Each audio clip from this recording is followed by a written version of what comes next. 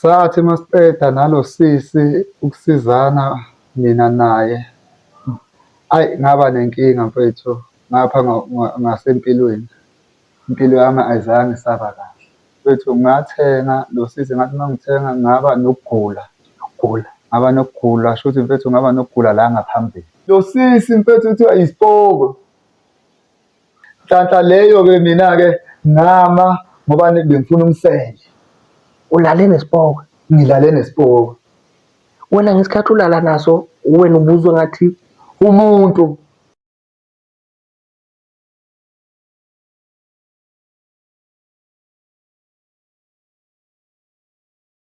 bhuti wami ngibingelele Mpilo Ngomlelo. ngibingelele bhuti uMaphilo kunjani? Ngiyaphila bhuti. Bhuti nje bengicela nje ubingelele ababukeli emakhaya usho ukuthi ubani wakwabani ubuya kuphi nendawo. Sanibonani babukeli emakhaya, cha okhulumayo uNtokozo Kangema uDabuka Msinga ngokwamatoho-ke ngingapha eGoli endaweni yaseVosloorus. Yebo, uthe masibhalela lana waveza ukuthi ethi kunodaba asolukudle isikhathi eside and le nto le uyafisa ukuthi uyidlulisele kwabanye abantu uyixoxe nabantu. Ngabe kwenzakalani bhuti wami? Yebo cha futhi kunjalo, iqiniso lelo. Cha futhi kunodaba elungidlayo sekuyisikhathi-ke bethu ngokwesimo sempilo-ke ngokwamatoho-ke ngumuntu-ke otohoza ngapha ematragini. Oh yebo. Yebo mfethu, shuthi mfethu kunodaba nje njengoba usuchazile mfethu, ayi sekuyisikhathi eside. Yebo mfethu, shuthi ngokomsebenzi wethu-ke kunodadewethu osisi laba abama emgwaqweni. Laba abama emgwaqweni mfethu esinokubuye sisizane nabo. Yebo-ke nami noma ngiwumuntu omusha engifike kodwa yimpilo nje nami engingene bese ngiyazi ukuthi obhuti engibathole phambili impilo vele bese beyiphila leyo. Impilo ephilwayo lapha. Cha kwasho ukuthi angeke ngithi ibhadi noma yini mfethu, lento eyangivelela-ke nami-ke ngaba omunye owagcine alingeka-ke ngahlangana nosisi khona lapha emgwaqweni la ngithi sisizeka khona. Oh yebo mfethu. Uma ngihlangana nalo sisi-ke mfethu kuwumuntu ongisizayo-ke lo sisi-ke hhayi sikhulume-ke sizwane-ke ngokwenkulumo. Lo sisi kuwumuntu-ke vele engigcine ngisizana naye, kodwa manje inkinga yami mfethu isekutheni sathi masiqeda nalo sisi ukusizana mina naye, ayi ngaba nenkinga mfethu ngapha ngasempilweni. Impilo yami ayizange isaba kahle. Mfethu nje ngiyaxolisa nje ukuphula ulimi, bengiqala sicela nje sibuyele usisi uma ukhuluma ngalabo sisi laba abasemgwaqeni ukhuluma ngosisi laba abathengisa imizimba. Ngikhuluma ngalaba abadayisa umzimba. So kusho ukuthi nawe ngoba ungibuza ukhuluma ngendaba ukuthi nawe wagcina uthenga kubo sisi laba waba nenkinga empilweni. Yebo mfethu kunjalo, shuthi mfethu nje ngichaze mfethu ngathenga lo sisi ngathi uma ngithenga ngaba nokugula, ngaba nokugula shuthi mfethu ngaba nokugula la ngaphambili. Mfethu ngavuvukala amasende ngaqala nje kwanento engathi iyangiluma ngaphakathi yabo nje la emthondweni. Okay bhuti wami, bengicela nje bhuti-ke sibuyele nje emumva kancane ngaphambi kokuthi sisothola kahle udaba likasisi, indaba kasisi ukuthi usisi umtholaphi kunini kanjani. Bengicela nje sibuyele emumva ngoba uthi umuntu osematragini. Yebo umuntu osematragini ungena kanjani mfethu ematragini? Mhlambe nje ke siqale emuva ke sibuyele kanjani.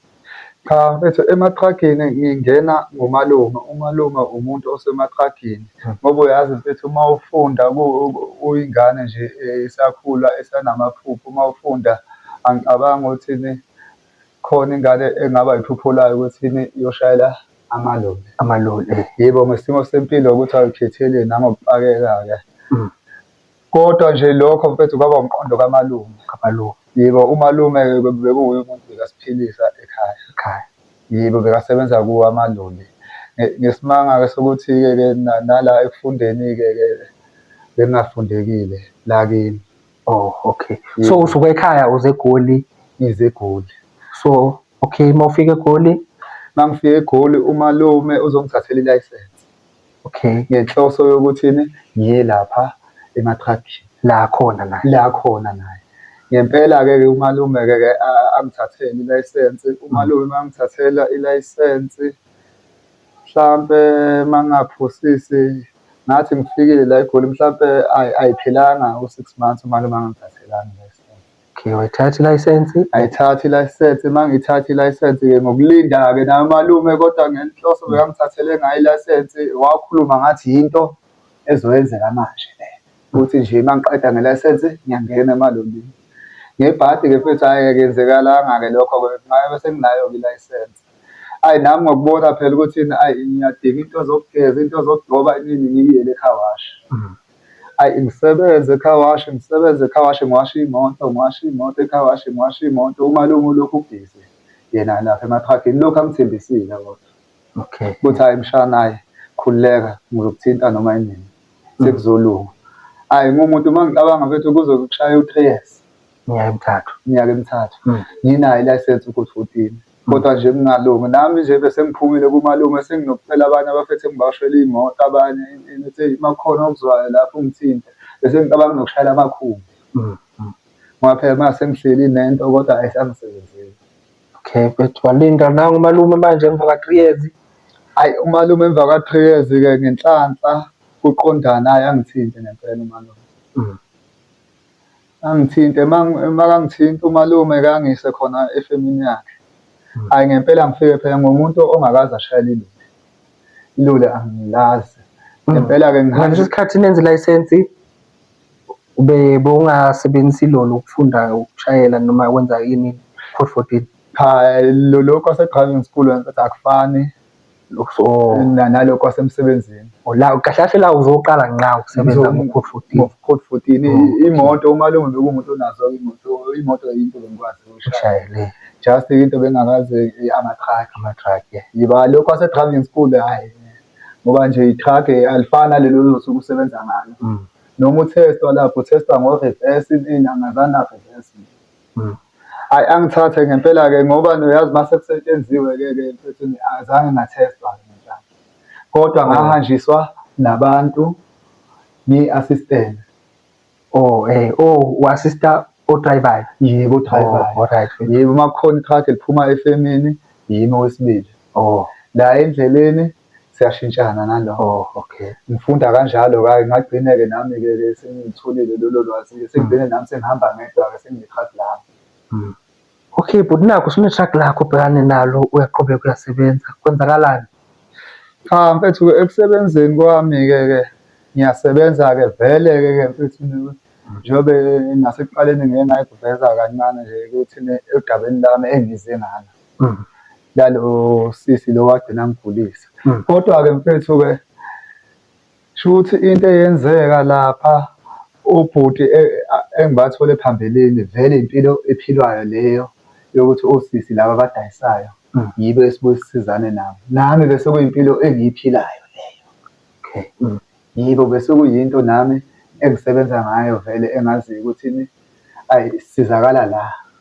Kodwa bengingakaze ngibe nenkinga engadibana nayo njengoba sengivelelwe le nkinga-ke lena engifuna ukuyichazela ababukeli emakhaya ukuthi la emgwacweni siyadibana ney'nkinga. Okay mfethu, labo sisi laba nisizakala nabo uma nisemsebenzini noma osisi nje nisizana nabo ngisho ningasekho emsebenzini laba la emgwaqeni? Lapho-ke mfethu ngingaya ngawe-ke lokho kuphuma kuwe kodwa nje usisi esisizana nabo emgwaqweni ngoba angasiza mina aphinde asize nomunye uzakwethu sisebenza nabo. Uma ngeke ngithini usiza mina. Kodwa-ke uma nibe nesivumelwane-ke niyagcina futhi nithandana. Uyamthola lapha umakoti nje ngasho ukuthi uyamthola umakoti khonapha emgwaqweni. Mfethu yazi la sinokuthola ukuthi njengoba nisebenza ematragini kuba khona isikhathi la sokuthi mhlampe niyaphuma la njengoba nje sila eGoli. Futhi niyaphuma la eGoli niya kwamanye ama-province phinde kube khona isikhathi ukuthi mhlampe niyaphuma khona kwala e-South Africa niya kwamanye ama-country ngaphandle. Lokho ngicabanga ukuthi kuthatha iy'nsuku mfethu, usuke uney'nsuku usetragini ungabuyeli ekhaya. Besicela nje mhlawumbe mfethu usivezela impilo nje ka-driver we-truck ukuthi injani impilo ka-driver we-truck njengoba ehamba ekhaya iy'nsuku ey'ningi kangaka. Ya mfethu iqiniso lelo kuyenzeka sigcine isikhathi esiningi nje ngingakhuluma ngami mfethu Ama-province ngiyawahamba phansi ko-Cape Town, Eastern Cape, iMpumalanga ngiyawahamba, iqiniso lelo. Isikhathi sasekhaya siba sifishane. Yikho njengoba besisho ukuthi sigcina sisizwa yibo losisi bethu laba esibathola emgwaqweni. Cha, impilo mfethu wasethragini-ke ama-truck wamanje mfethu kuyaphekwa. Kuyaphekwa, Kuyaphekwa, kunamahhasi uyapheka-ke. Kwesinye isikhathi-ke sekuyodiphenda ekhikhini lakho ukuthi wena ume kanjani ekhikhini lakho. Kunamadoda-ke angazwani nokupheka ngoba nakhona mfethu emathragini kuyaphekwa, kunamaphela. Namaphela? Amaphela njengasendlini. Yebo, manje indoda-ke igcina angithi ukhumbula futhi uma ofini le truck lakho lizohamba omunye umuntu. Omunye umuntu ongeke aliphathe njengawe. Elakho lona kodwa uma ofini phela angeke lilinde wena. Kumele liqhubeke lenze umsebenzi. Kumele liqhubeke lenze umsebenzi. Wena le truck lakho ulinakekela ngayo yonke into, uyaklina, uyafutha. Kunamaphela ney'mbungulu uma ungayithandi zikhona etragini. Kubuye kulalwe khona la phakathi. Kubuye kulalwe khona, kunemibhede, kunayo yonke into. Kuyaphekwa la nangamahhasi, insini, yonke into njengasekhishini. Mfethu nokuthola kuthiwa ngisesedabeni nje lokuthi wena uma ungayile emsebenzini ukhona uzofika lithathe i-truck lakho. Yebo. Sike sathola njengaphambilini, angisazi noma beku-TikTok yini, sithola udaba lokuthi bekukhona omunye umshayeli wama-truck ukhala ngokuthi emsebenzini kune-truck elingasathintwa. Kuthiwa nje lilinda umnikazi walo ngathi ufake iy'lwane. Kuthiwa ngabe iqiniso kangakanani lento yokuthi kukhona abantu abashayelelwa iy'lwane amaloli? Iqiniso lelo mfethu, iqiniso. Enje mfethu ama-truck njengoba ngisho ukuthi uma use-ofini i-truck lakho lihamba omunye umuntu. Ama-truck mfethu ayabangwa. Abangwa abasebenzi? Abangwa abasebenzi. Phela awuthi ufika nje sewufika une-truck lakho. Uma ufika wena mfethu wena uzobambela bonke laba aba-ofayo. Uma usaqala? Uma usaqala. Awukakabi nale lakho. Wena ugibela bonke uma uzakwethu maka-ofini ngibambela yena. Makabuya nginesi-truck lakhe ngibambela omunye. Angikakabi, ngisalindile. Manje uma ngilithandile-ke le truck lakhe ngingalisebenza vele. Abanye baphathwa zinyawo, mvumbe iy'nyawo zibe njalo. Lokho mfethu okuzwile angeke ngikuphikise, iqiniso.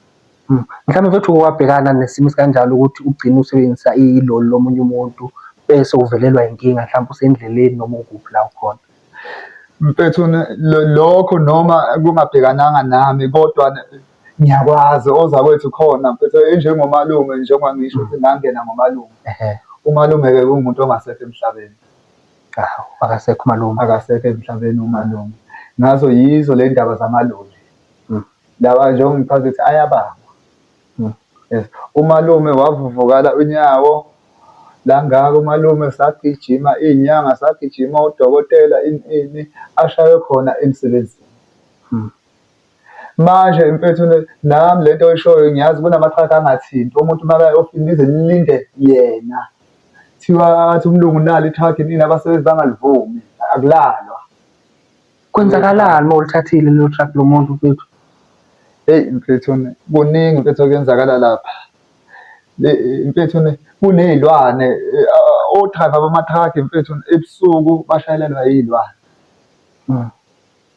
Ulele yena driver zona ley'lwane lezi ay'fake la. Yizo-ke ley'lwane lezi-ke manje angeke ukwazi ukungena lapha, le silwane azikwazi wena. Zazi yena uyalala mfethu. Ungathi usuka naye uye e-Cape Town uhambe naye, mangicabanga mangaphosi mfethu e-Cape Town 18 hours ngesikhathi. Yena akayishayi 18 hours, ulala nini? Ukushayela boma 14 hours, boma 13 hours, ulala nini? Uthi alele iloli lishayelwa iley'lwane. So yena into emenza ukuthi ahambe lama-hour amancane uma e-Cape Town ukuthi alimi liya lokhu elihambile. Lokhu elihambile. Ngaleso sikhathi yena ulele. Angithina mfethu kuney'ndawo ekuthiwa mhlampe abake bashayela ama-truck bayakwazi lapho kunama-truck stop la sigeza khona, sifike siphumule khona uma ufuna ukulala inini. Kunama-hour wethu esiwalalayo. Khona kunemibhede khona la inini. Kuye-Cape Town angeke mfethu uye e-Cape Town ungakaze ulale 18 hours. Kodwa bona nakho bayakwenza. Bona bayakuyenza, balala isikhathi. Abaphathi bayazi ngale ndaba le ukuthi kukhona abanye abashayeli baba benza lo mgilingwane. Ngizowubiza ngomgilingwane ngoba phela akusiyo into ehambiselana nawo wonke umuntu. Nanokuthi phela ngicabanga ukuthi njengoba i-truck lisebenza kunenzuzo ekumele ikhampani yenze. Kunjani? So mase wena use-ofini lakho i-truck lihleli alisebenzi, umqashi wakho uthini ngaleso sikhathi leso? Mfowethu, uma ngakubeka nje ngingakubekela kanjani njengomqashi shuthi mfethu nje abaqashi akayikhulumi lento ngoba uyazi uma ubuya e-ofini ngesikhathi esimile le truck uzoyikhava sonke leso sikhathi. And kunama-controller etragini kuthiwa ama-controller ababheka i-truck la lihamba khona ini. Bayazi ukuthi le truck aliphumuli. Bona umlungu phela mfethu uchaza mamphushela umsebenzi wakhe.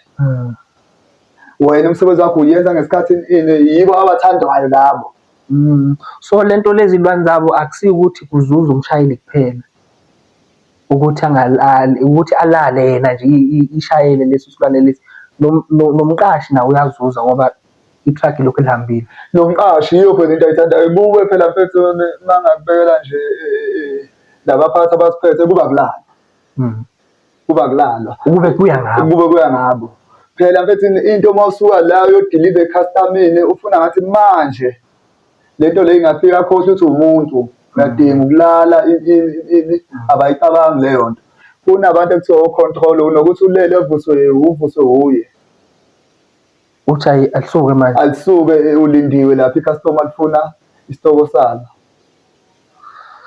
Manje-ke umlungu-ke yiyo-ke bayithanda-ke leyo nto-ke leyo. Ngoba nikhona uma kuthiwa nje ngizokwenzela mfethu bayibiza nge-express. Uma kuthiwa kunomthwalo ophuthumayo iloli ngelimi bayaphuma o-driver babe-2. Shuthini lapho-ke uma ulala wena lithathwa omunye alimi.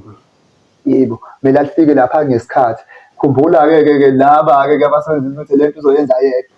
Angithi uthi alele ngapha ushayela ley'lwane. Manje-ke umphathi-ke ngahlala kanjani ngingamchazi leyo nto. Uma kwenzekile-ke wagcina walithatha-ke i-truck lo muntu ehleli akekho use-ofini, kwenzakalani? Heyi mfowethu, kuningi mfethu okungenzekala njengoba ngichazile mfethu.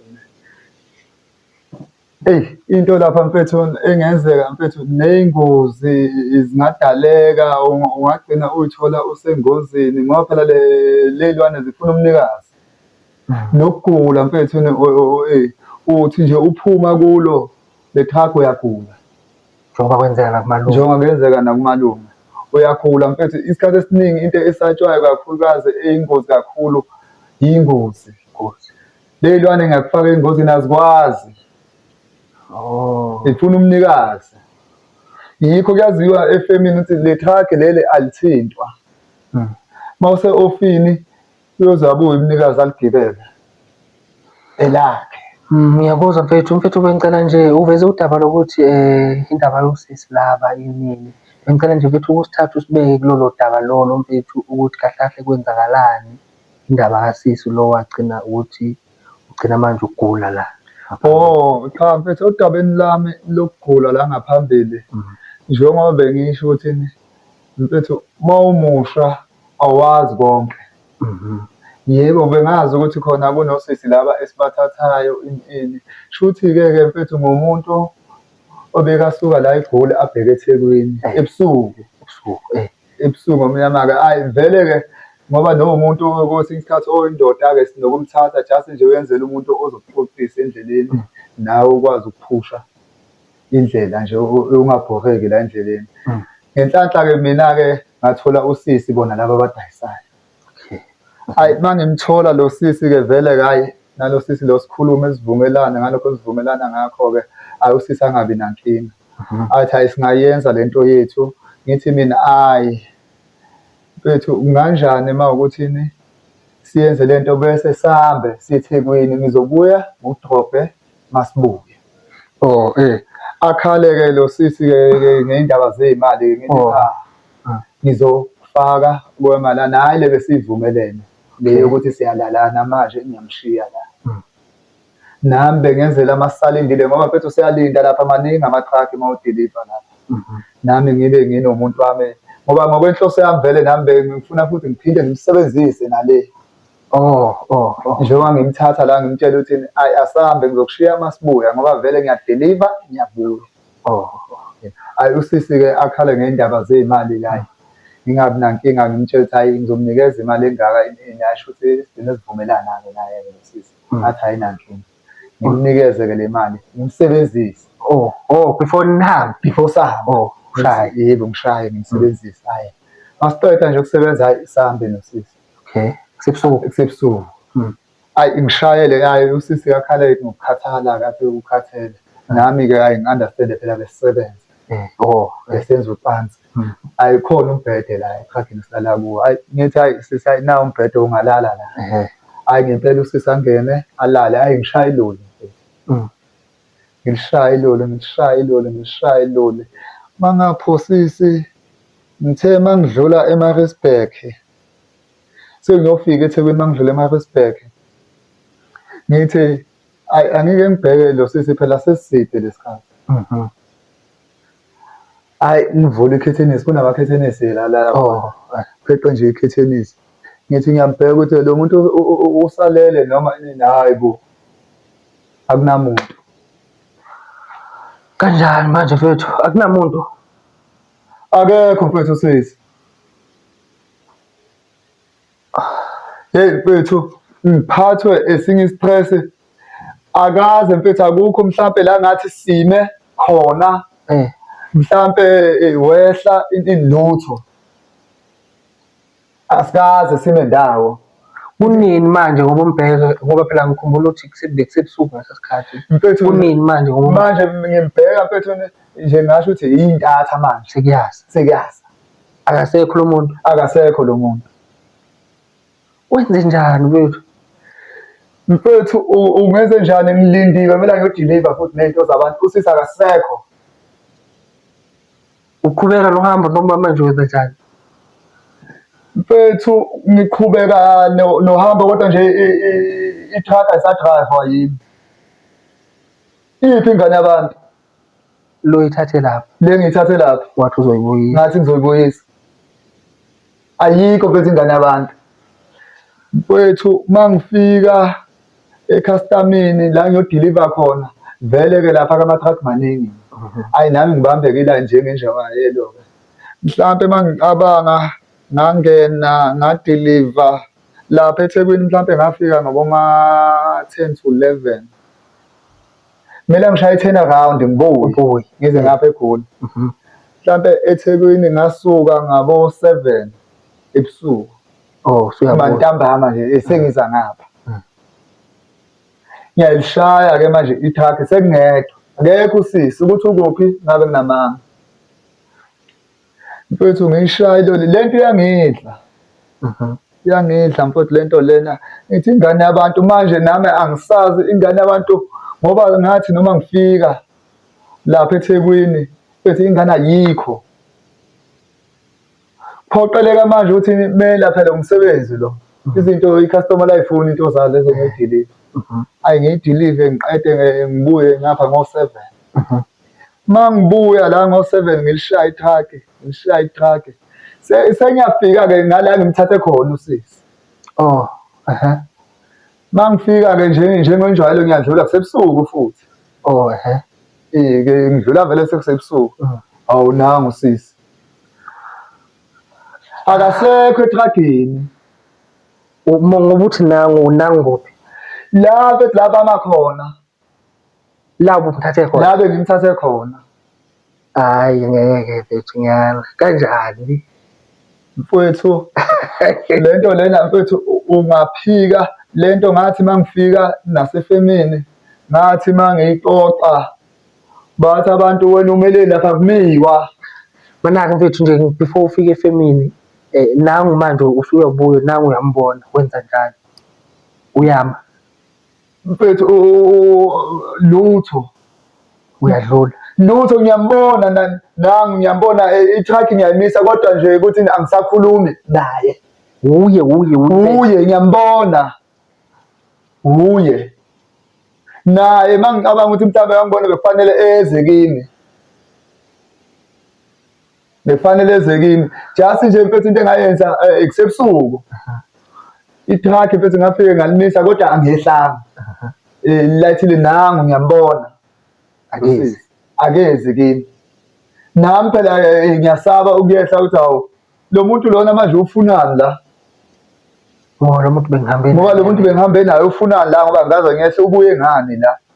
Ngishaye-ke itruck-ke nami ngalovalo lo muntu usebekwa yini la. Hayi kunabafethu-ke esisebenza nabo-ke njengoba bengishilo ukuthi abangaphambilini. Hayi ngichaze lo daba. Hayi bo ngibe nenkinga la. Hayi kusho ukuthi uma ngichaza lo daba ngichaza abantwini abaziyo bathini akumiwa lapho. Wena bowulale nesipoko. Isipoko lesi bosithathile bumelani lapho. Mana-ke mfethu umela ngamiwa khona. Ngimela ngingamiwa khona. Le nto osho ukuthi mfethu ayiqali ngami bayayazi. Yes. Bayayazi. Lo sisi mfethu kuthiwa isipoko.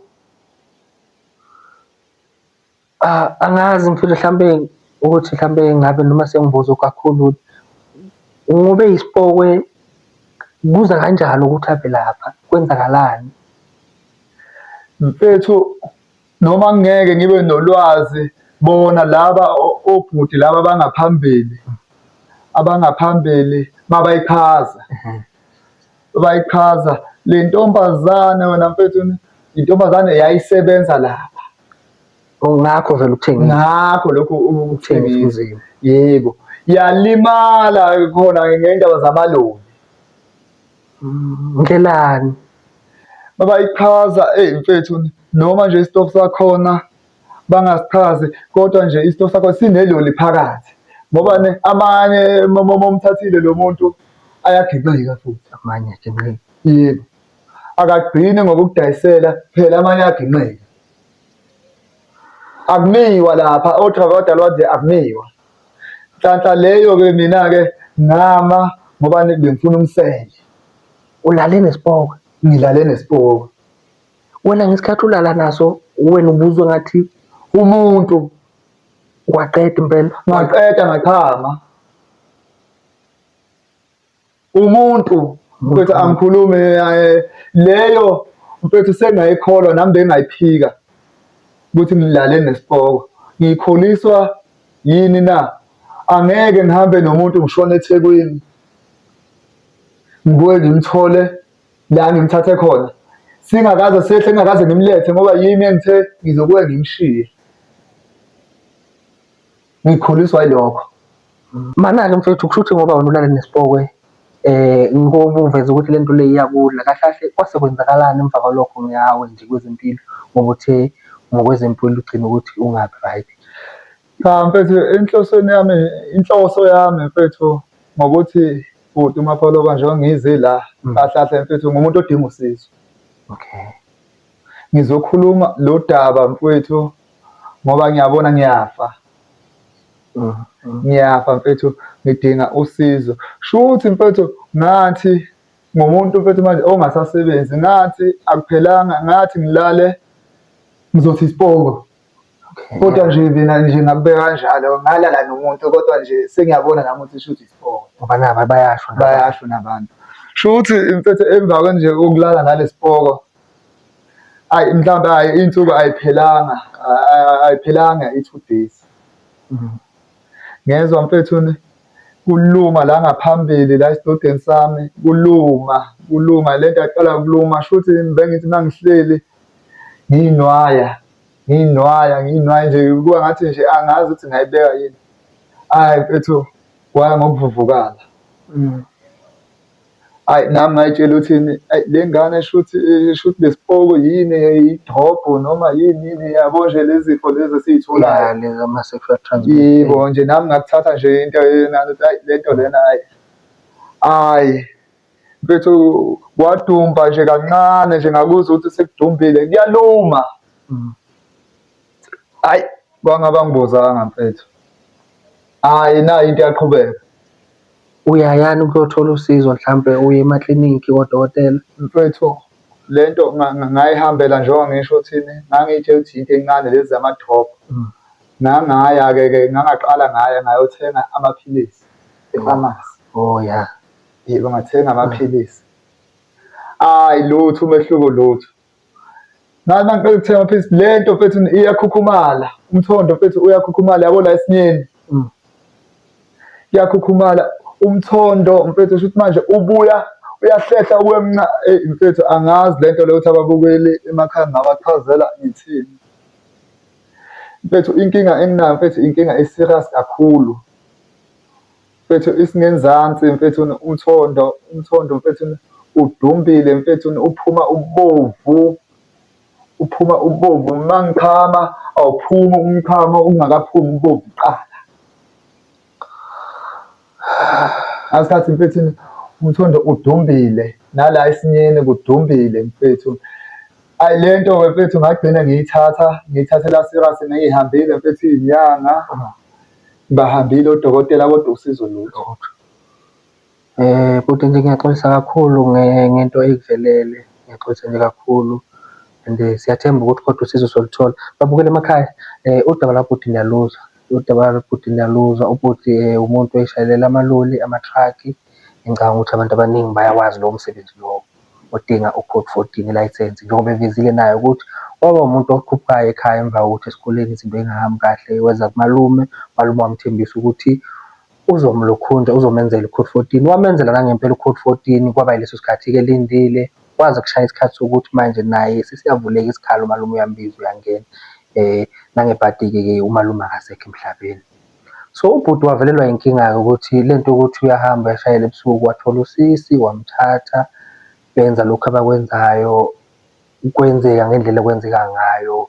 Ekugcineni kwalokho wathola ukuthi lo muntu lo alale naye laphayana akalalanga nomuntu ophilayo ngempela, kuthiwa umuntu osashona, umuntu ongasekho emhlabeni. Manje inkinga asenayo isidoda sakhe, ungamphambili wakhe ukuthi cha, kwezempilo cha, izinto ayisahambi kahle. So ucela usizo. Mhlampe nje bhuti sizivala nje, mhlampe iwaphi nje amazwi okugcina mhlampe ongawasho, mhlampe noma ongawasho kumuntu ongakwazi ukuthi akusize? Cha mfethu, amagama mfethu engingawasho kubabukeli emakhaya. Cha bengicela mhlampe mfethu izinto ziyenzeka njengoba nami lokho ngokuqala mhlampe khona abake badibana nakho ngaphambilini. Into engingayicela mfethu bengicela ukuthi umuntu ongaba nosizo lokungisiza mfethu, ngizoshiya amafoni namba ami mfethu, angisize mfethu. Angisakwazi ukuyenza lutho, nokuhamba sekunzima, angisakwazi ukuhamba lutho. Ebusuku angilali mfethu, angilali ebusuku, angilali mapholoba ebusuku. Lento lena mfethu noma ingekho buhlungu seyidumbile, iyaluma ebusuku, iyaluma ebusuku. Uma ngiya ethoyilethi mfethu akuyenzeki, ngiya ethoyilethi ngithi ngiyochama kungaphumi ubomvu. Beyayiphumela-ke noma ngingaphethe umchamo kubomvu-ke engakubeka mfethu sengigcine khona into engiyifaka la ngaphambili ukuthi igcine ingaphumeli nasebhlukweni lobomvu. Yinto nje eyiconsayo ini. Uma bengicela kubabukeli ongaba nosizo ukuthi nazi iy'namba zami ngizoshiya kubhuti uMapholoba njengoba ngize la ukuthi ngicela angisize. Into mfethu engingayicela kubabukeli engingabaqwashisa ngayo kubabukeli ukuthi angazi kubabukeli ukuthi ngingathini ngoba mfethu la ngaphansi siyalingeka kodwa nje into engingayisho ukuthi mfethu umuntu kuyo yonke into ayenzayo yenjabulo yani